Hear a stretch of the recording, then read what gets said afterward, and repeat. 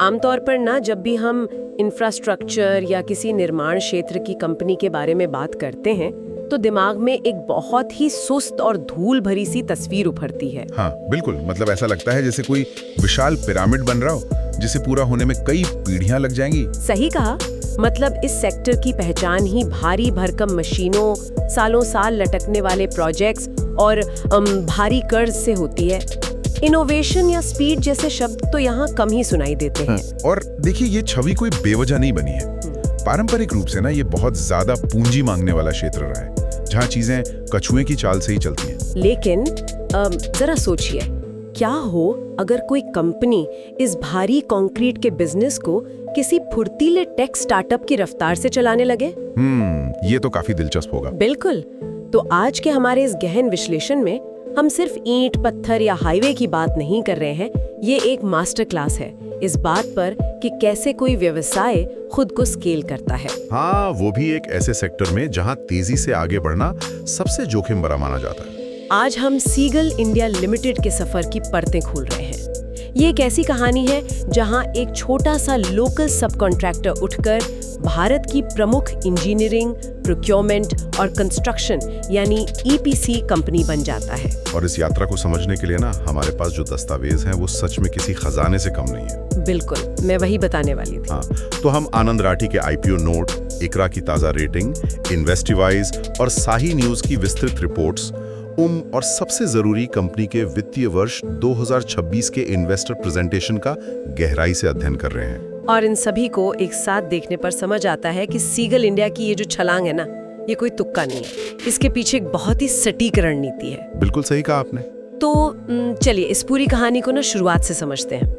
हमारा उद्देश्य आज ये जानना है कि आखिर कैसे सीगल ने लगातार 50% से ज्यादा की सालाना वृद्धि दर हासिल की। हाँ, और उसके साथ ही हम उनके उस एसेट लाइट मॉडल के पीछे का विज्ञान भी समझेंगे जिसकी आजकल इतनी चर्चा हो रही है। बिल्कुल, और ये भी देखेंगे कि कैसे 18,500 करोड़ रुपए से ज्यादा का उनका मौजूदा ऑर्डर बुक उन्हें इंटरनेशनल मार्केट तक ले जा रहा है।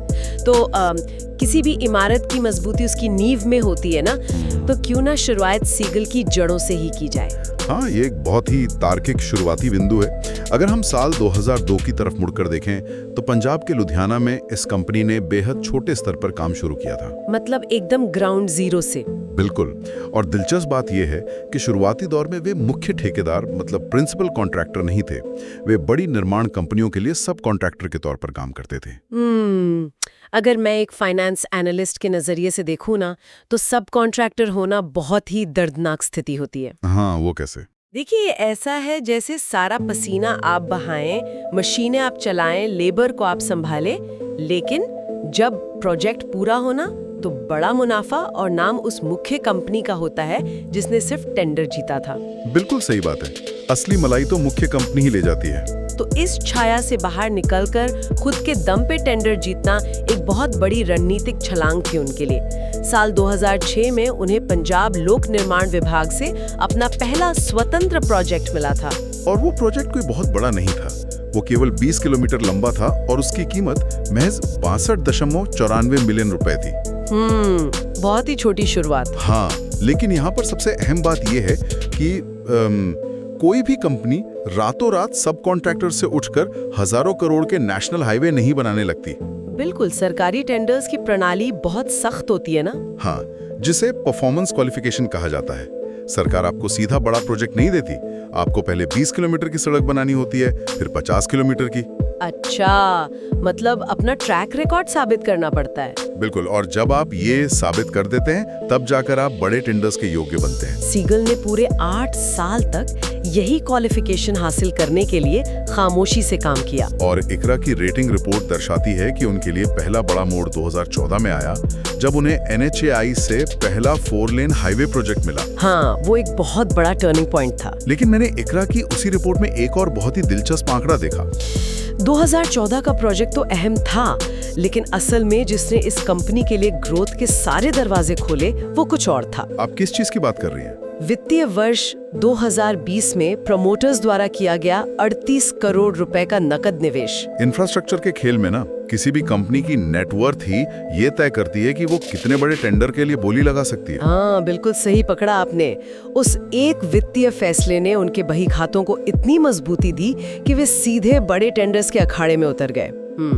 और आंकड़े भी इस बात की गवाही देते हैं। वित्तीय वर्ष 2022 में जहां उनका रेवेन्यू करीब 11,337 मिलियन रुपए था, वहीं वित्तीय वर्ष 2026 के अनुमानों तक आते आते ये 40,224 मिलियन रुपए तक पहुंच गया। ये तो एक जबरदस्त उछाल है। बिल्कुल। वित्तीय वर्ष 2021 से 2024 के बीच उन्होंने 50.13% का CAGR दर्ज किया। मतलब कंपनी हर साल पिछले साल के मुकाबले औसतन 50% की रफ्तार से बढ़ रही है। ओह, सुस्त माने जाने वाले इंफ्रास्ट्रक्चर सेक्टर में ऐसी वृद्धि दर हासिल करना सच में किसी अचंभे से कम नहीं है। लगातार 50% की ग्रोथ, और वो भी कंक्रीट और तारकोल के बिजनेस में। लेकिन यहीं पर ना मेरी विश्लेषणात्मक सोच एक सवाल खड़ा करती है। अच्छा, क्या सवाल है? देखिए, जब कोई कंपनी इतनी तेजी से इतने सारे प्रोजेक्ट्स उठाती है तो उसे भारी मात्रा में मशीनरी चाहिए होती है, जैसे क्रेन, एक्सकवेटर, रोड रोलर वगैरह। हाँ, बिल्कुल चाहिए होती है। और इन मशीनों में करोड़ों रुपए की पूंजी फंस जाती है। अक्सर इसी वजह से इंफ्रास्ट्रक्चर कंपनियां भारी कर्ज के नीचे दबकर दिवालिया हो जाती हैं। तो सीगल ने इस खदान में गिरे बिना अपना रास्ता कैसे बनाया? तो इस पहेली का जवाब उनके बिजनेस मॉडल में छिपा है, जिसे एसेट लाइट मॉडल कहा जाता है। एसेट लाइट मॉडल ये कैसे काम करता है? साधारण शब्दों में कहूं तो कंपनी अपनी पूंजी को महंगी मशीनें और उपकरण खरीदने में फंसाने के बजाय ना उन्हें किराए पर लेने को प्राथमिकता देती है। मैं इस रणनीति से ना पूरी तरह सहमत नहीं हूँ। क्यों, क्या दिक्कत लगती है आपको इसमें? अगर हम लंबी अवधि का हिसाब लगाएं तो खुद की मशीनरी होना हमेशा सस्ता पड़ता है। अगर आप हर महीने किराए का भुगतान कर रहे हैं तो इससे आपका प्रॉफिट मार्जिन तो सिकुड़ जाना चाहिए ना। किराए पर चीजें लेना तो एक बहुत ही शॉर्ट टर्म सोच लगती है मुझे। सतह से देखने पर आपकी बात बिल्कुल तार्किक लगती है, लेकिन इंफ्रास्ट्रक्चर की जमीनी हकीकत कुछ और ही है। ये उद्योग बहुत ही साइक्लिकल होता है। साइक्लिकल मतलब? मान लीजिए बारिश के मौसम में 3 महीने तक कोई काम नहीं हो रहा है। हाँ? अब अगर मशीन आपकी अपनी है तो वो खड़ी खड़ी जंग खा रही है। हाँ, ये तो है। लेकिन उसकी EMI और उसका मूल्य ह्रास यानी डेप्रिसिएशन लगातार आपकी बैलेंस शीट को खोखला कर रहा है। किराए के मॉडल में जब काम नहीं है तो आप मशीन वापस कर देते हैं। अच्छा, तो मतलब फिक्स कॉस्ट को वेरिएबल कॉस्ट में बदल लिया। बिल्कुल। और सबसे बड़ा फायदा ये है कि जो करोड़ों रुपए मशीन खरीदने में फंसते, उसी नकद पैसे का इस्तेमाल कंपनी नए टेंडर्स के लिए सिक्योरिटी डिपॉजिट के तौर पर करती है। ओह, तो इसका मतलब ये हुआ कि वो अपनी पूंजी को लोहे में बदलने के बजाय उसे लिक्विड रूप में रखते हैं ताकि नया बिजनेस लाया जा सके। हाँ, ये तो बहुत ही चतुर वर्किंग कैपिटल मैनेजमेंट है। हाँ, यही उनकी सफलता का एक बड़ा कारण है। लेकिन क्या सिर्फ किराए पर मशीनें लेने से मार्जिन बचाया जा सकता है? मैंने आनंद राठी के IPO नोट में पढ़ा कि सीगल का एबिटेडा मार्जिन 14.6% है। हाँ, जो कि इस इंडस्ट्री में बहुत ही शानदार माना जाता है। तकनीकी भाषा से इतर अगर कहें तो एबिटडा का मतलब है कि टैक्स, ब्याज और मशीनों की घिसाई का खर्च निकालने से पहले कंपनी का मुख्य काम उसे कितना नकद मुनाफा दे रहा है। तो ये 14.6% का मार्जिन कैसे संभव हुआ? इसके पीछे ना उनकी एक और बहुत सटीक रणनीति है, और वो है स्पेशलाइजेशन यानी विशेषज्ञता।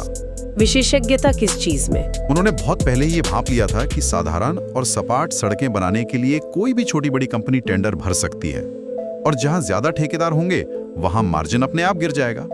सप्लाई और डिमांड का खेल। बिल्कुल। इसलिए सीगल ने अपना पूरा ध्यान जटिल इंजीनियरिंग वाले प्रोजेक्ट्स की ओर मोड़ दिया। जैसे कि कोई उदाहरण है आपके पास? हाँ, जैसे बिहार में 14.26 किलोमीटर लंबा एलिवेटेड कॉरिडोर, जो देश के सबसे लंबे कॉरिडोर्स में से एक है।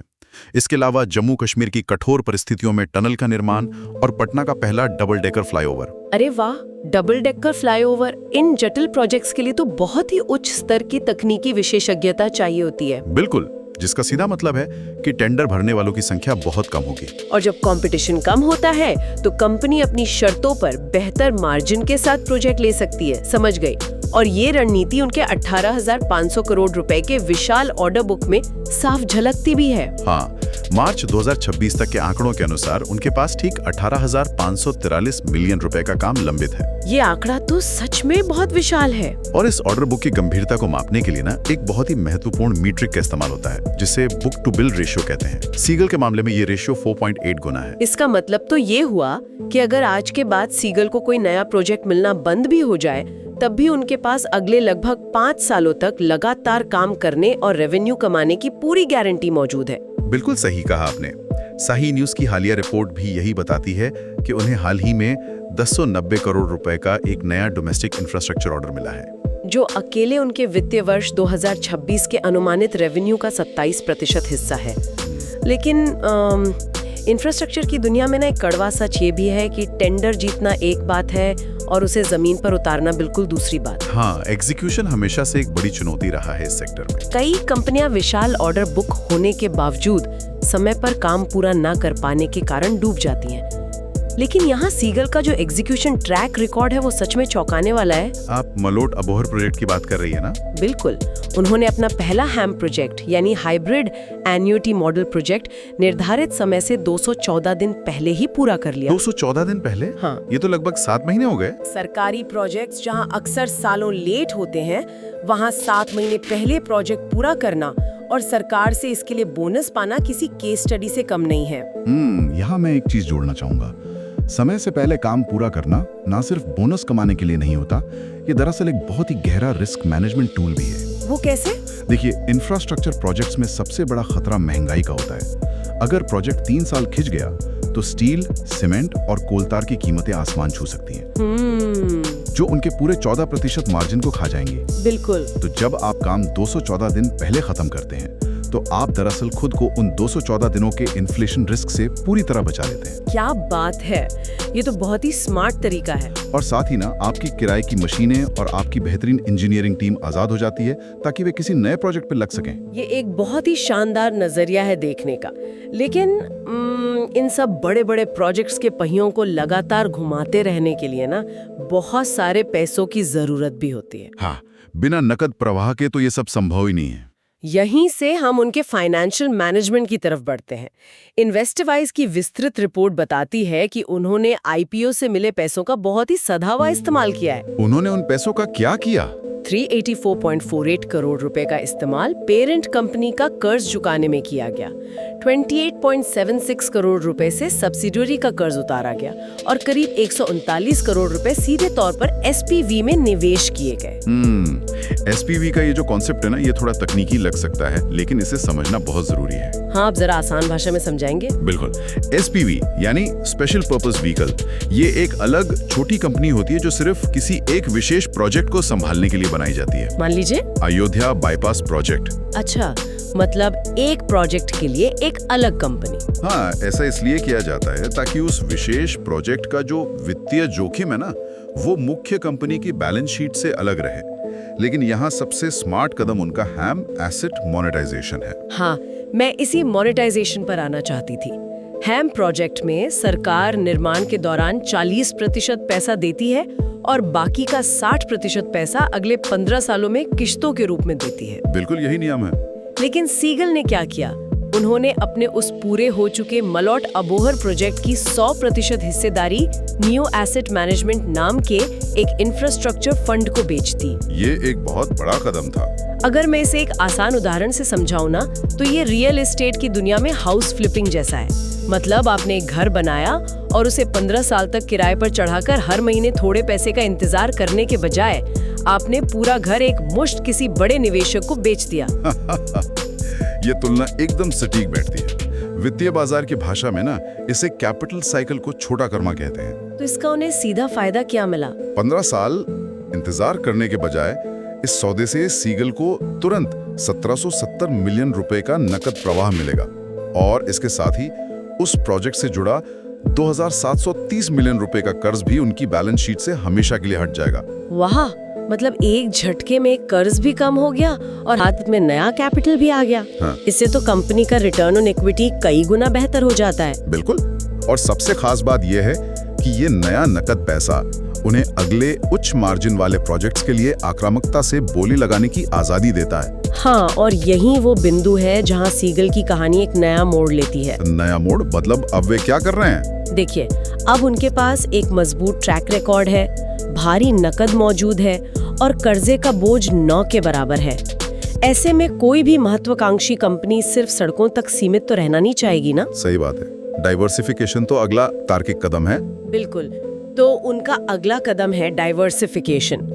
वे अब सीधे तौर पर मेट्रो रेल प्रोजेक्ट्स में प्रवेश कर चुके हैं, जहां कानपुर, आगरा और भुवनेश्वर के बाद अब वे जयपुर मेट्रो के दूसरे चरण पर काम कर रहे हैं। मेट्रो प्रोजेक्ट्स तो बहुत ही जटिल होते हैं। हाँ, और सिर्फ मेट्रो ही नहीं, वित्तीय वर्ष 2026 के प्रेजेंटेशन में कुछ ऐसे सेक्टर हैं जिन्हें देखकर मैं सच में हैरान रह गई। अच्छा, ऐसे कौन से सेक्टर हैं? उन्होंने नवीकरणीय ऊर्जा और पावर ट्रांसमिशन सेक्टर में दमदार एंट्री ली है। रिन्यूएबल एनर्जी में सीगल? हाँ, महाराष्ट्र राज्य विद्युत वितरण कंपनी से 190 मेगावाट सोलर पावर का ऑर्डर, पंजाब से 50 मेगावाट का बैटरी एनर्जी स्टोरेज प्रोजेक्ट और 402/22 केवी का वेलगांव सबस्टेशन का निर्माण, जो कि TBCV मॉडल पर आधारित है। TBCV मॉडल मतलब टैरिफ बेस्ड कंपैरेटिव बिडिंग, जहां जो कंपनी बिजली की सबसे कम दर ऑफर करती है, टेंडर उसी को मिलता है। बिल्कुल, लेकिन यहाँ मेरा एक बहुत बड़ा संदेह है। वो क्या? एग्जीक्यूशन रिस्क का।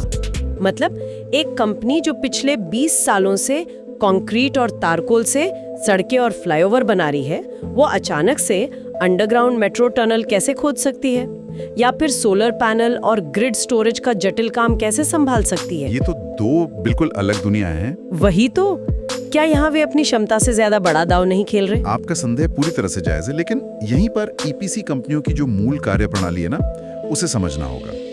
सीगल की असली ताकत कंक्रीट मिलाना नहीं है। तो उनकी असली ताकत क्या है? उनकी असली विशेषज्ञता है विशाल प्रोजेक्ट्स का प्रबंधन करना, लेबर को मैनेज करना और सबसे सस्ते दामों पर कच्चे माल की खरीद यानी प्रोक्योरमेंट करना। अच्छा, तो तकनीकी काम वो खुद नहीं करते? बिल्कुल नहीं। जब वे सोलर या मेट्रो जैसे नए सेक्टर में जाते हैं तो वे तकनीकी काम खुद नहीं करते। वे अक्सर छोटी अति विशेषज्ञ कंपनियों को सब कॉन्ट्रैक्ट देते हैं या उनके साथ जॉइंट वेंचर बनाते हैं। अरे वाह, ये तो बहुत बड़ी विडंबना है कि जो कंपनी कभी खुद सब कॉन्ट्रैक्टर थी, आज वो नए सेक्टर्स में विस्तार करने के लिए उसी मॉडल का इस्तेमाल कर रही है। हाँ, यही बिजनेस का चक्र है। ये एक बहुत ही दिलचस्प नजरिया है। मतलब मैनेजमेंट की कला ही उनका असली उत्पाद है, और शायद इसी आत्मविश्वास के कारण वे अब भारत की सीमाओं को भी पार कर रहे हैं। ग्लोबल एक्सपेंशन वो भी हो रहा है। हाँ, सिंगापुर और दुबई में उन्होंने सीगल EPC ग्लोबल कॉन्ट्रैक्टिंग के नाम से अपनी सब्सिडियरी स्थापित की है। उनका सीधा लक्ष्य